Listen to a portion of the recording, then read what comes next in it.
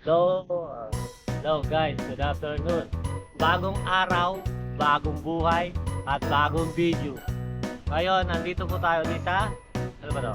Manila Memorial Park sa Parañaque para sa bago na naman natin gagawin video at hanapin ng mga celebrity. So, bago natin sila hanapin, subscribe the button muna. No, subscribe, then click the notification bell para magkaroon kayo na itong helmet na to. Okay? So, yan. Naka-rolly tayo. Libingan na mabayayaman. Ang hanapin natin dito ay si... Basta kung sino. Barameda. Yung pamilya Visconde nandito. Gokongwe. At marami pang iba. So, kung sino lang yung makikita natin. Okay, sige, tara. Abangan mo kami. Sama kayo sa biyahe natin. Okay?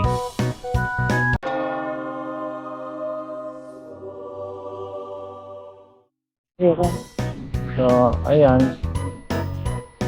Lalakad-lakad kami rito. Court of Immortal.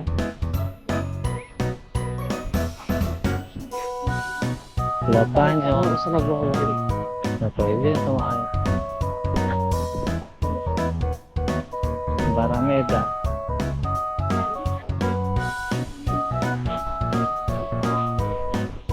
Okay, mag-ano kami. Magtatanong kami kasi para ano. Ay, pwede magtanong? Dito po kayo sa loob? Ako. Tanong ko lang po sana yung kay Barameda. Kila? Barameda po, hindi ko po alam kung saan mga kalibigan. Yung sa Visconde Massacre po. Visconde, Oo. hindi ko rin po alam. Baka mali, doon sa kabila yun. Yun. Emerald. Oo. Kasi magkasama rin si ano eh. Sa ano ba? Emerald? Baka doon sa kabila o sa Emerald. Okay. Hindi mo tinatanong dito sa kanila? Hindi, sa mga gaya lakas kami nagtatanong eh. Oh, hindi rin nila alam. Hindi rin eh. Kayo palagi kasi nakita namin eh. Okay, sige po. Hanap lang namin sila. Kayo, sumali ito. Tara. So, hindi alam ni tatay. Saan ba yun? Court of Immortal? Kasi lang kung magtanong. So, Ayun ay naka-green dito ko magtanong. hanapin natin. Post muna natin. Yun, guys. May nagturo sa atin kay Ruby Rose Barameda. Yung, kung natatandaan niyo yung babae na pinatay ng asawa niya at sa kabiyenan niyang lalaki na doon sa baka palalaman eh.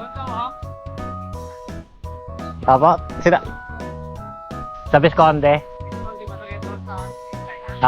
Punta lang po namin mamaya. Sige po, salamat po. Yun.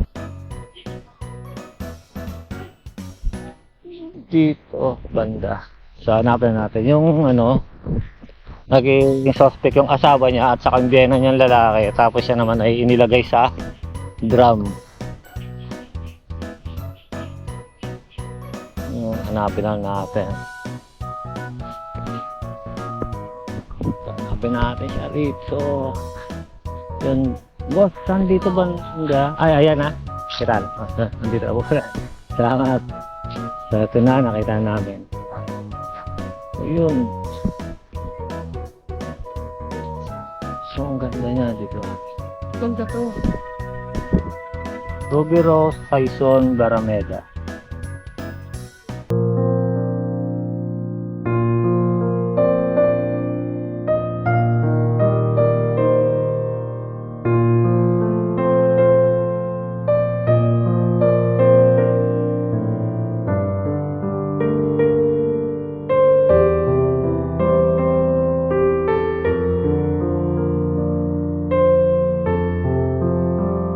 Siya yung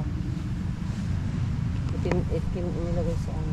siya yung babae na nawawala pagkatapos niyang dumalaw sa pamilya ng asawa niya, sa mga anak niya pala yun, sa mga anak niya. Tapos hindi na siya nakabalik ng bahay nila. Tapos nabalitaan na lang na Nawawala. nawawala siya, naiahon yung ano. Matagal pong nakita eh. Oo, taon. Ano na to? So, 1980 kasing edad ko lang siya. Sinemento, tapos nilagay sa ano, sa drum. 27 years old lang siya. Oo, namatay. Inano sa tubig. Halos kasing edad ko lang siya, guys. Sa dagat, nilubog. Oh, siya yung ano, sinemento dun sa Nilagay sa drum. Tapos sinemento, nilak. tapos nilak yun, tapos sa dagat. hinulog sa dagat sa Manila Bay. Manila Bay ba yun? Hindi ko ano O basta sa dagat. Tapos yun, nasa sobrang kahanap, nagpursige na hanapin siya noong mga pamilya niya syempre. Nakita, may nagsabi na merong isang drum na hinulog sa dagat at yun ang hinanap. At pagbukas, ayun, positive. Siya yung nasa loob. Ganda-ganda niya. Tapos ang balita doon sa kaso ng asawa niya at sa anong biyena niya is parang ano ata, Wala. nabaliwala lang yung kaso. Mayaman kasi, mayaman. So ngayon, basta lahat ng description kung ano nangyari sa kanya lalagay natin doon sa Ganda niya dito. video.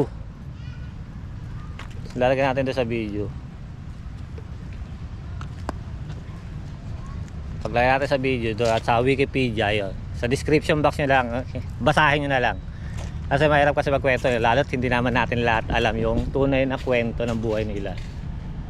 Yan. So ngayon, hanapin natin yung sa Skonde. susunod na video namin.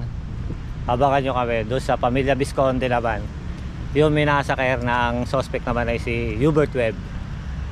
So tingnan natin kung ano nang status ng ano nila, himlayan nila, kung naaasikaso pa ba, may dumadalaw pa.